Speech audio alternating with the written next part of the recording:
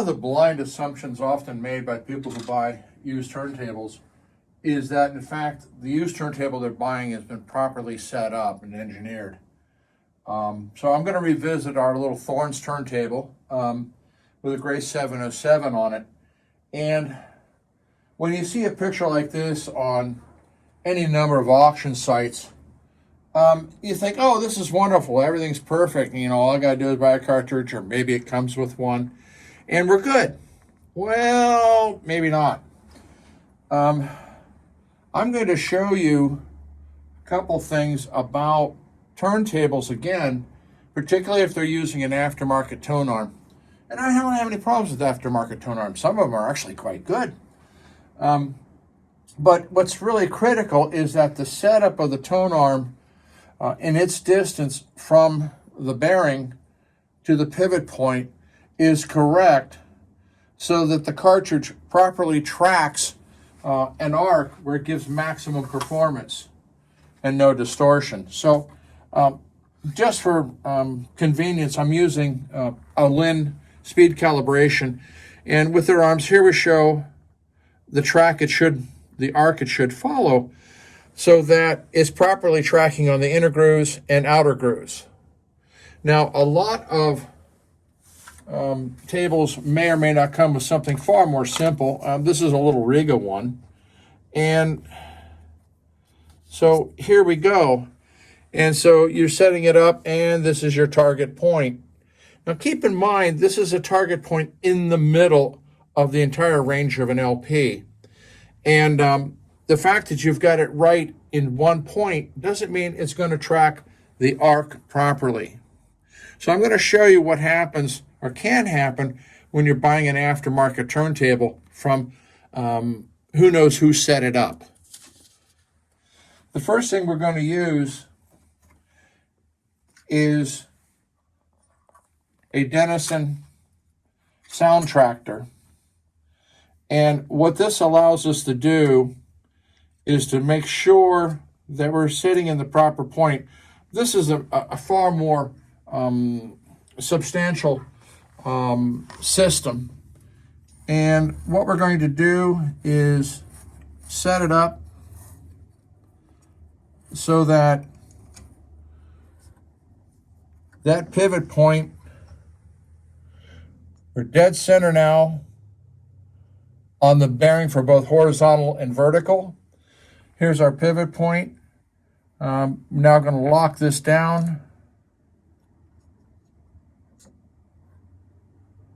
so that there's no play in this, no wobbling. And now we can take a look. So this is the first look. Out comes the Tonearm, the lift is down, being very careful that you don't rip the stylus off. And we come into the pivot point. Get this right.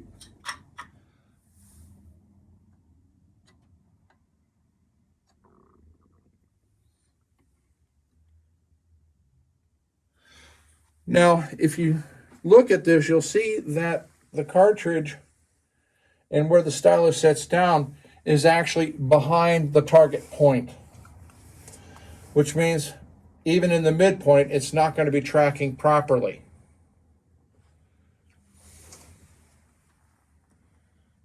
So this I've already inspected before to show you what happens. So now we'll go back to show you what happens on the arc. Again, using what we assume to be, we can move this around. So we're going to move it around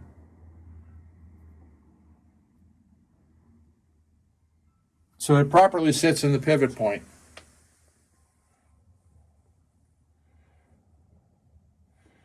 And now we're going to move it. So we're saying, okay, we're tracking around. If we track it around, you can see, looking at the arc, go ahead and take a picture from the top, how far off the cartridge is actually tracking on the outer grooves. It's quite substantial. And of course, the reverse happens on the inner now that it's tracking too far back. So this cartridge is invariably going to cause some distortion or problems.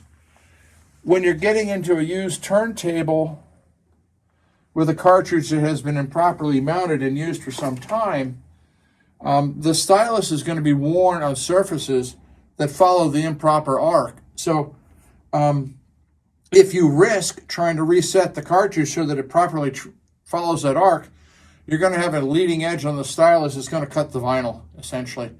There's some lovely photographs out in the web from Stanton that talks about this. So now we get into causation. Because if you notice, the cartridge is mounted as far out as it can. So you have a question of, was the cartridge an improper choice for the tone arm and the overhang that you have? The answer is probably not. Most likely what has happened is that where the arm was drilled into a plate or wood is actually in the wrong position. The arm shouldn't have actually been mounted in a slightly different position, making this distance correct for the overhang of the arm that you're using in the cartridge. Now with this, it's a single hole. It's not tri-mounted with multiple screws. So whether this is shifted in time or whether it can be shifted to correct this, we don't know yet.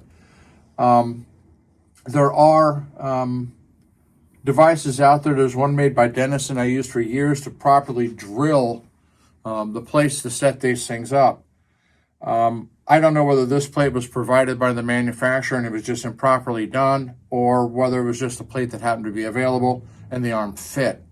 But when you're buying used turntables, you don't know what's going on from a photograph. It's kind of like mail ordering your rims and your tires and then expecting them to be balanced properly. And God help you on that one. Whether the weights are right or whether they need weights, you just don't know. So this is one of the things about, used turntables,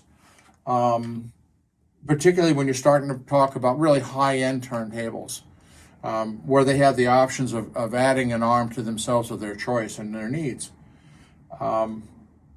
Again, it's one of the reasons, that we like, the Riga turntables, because everything is engineered out so that it should be right.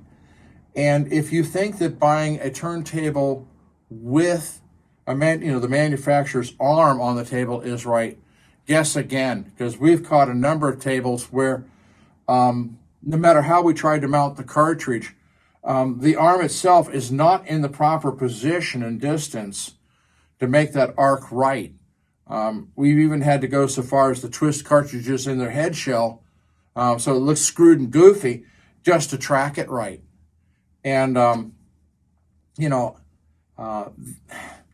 more often, it's not that common, but we've seen it more than we'd ever want to see. That's why we like to work with tables that have engineered out, they're thought out. This is what you do. And so that's one of the little mysteries of turntables and cartridges, because sometimes people put a NARC cartridge on and it sounds like crap no matter what they do. And a lot of times it's the overhang distance and the positioning of the pivot point to the bearing itself.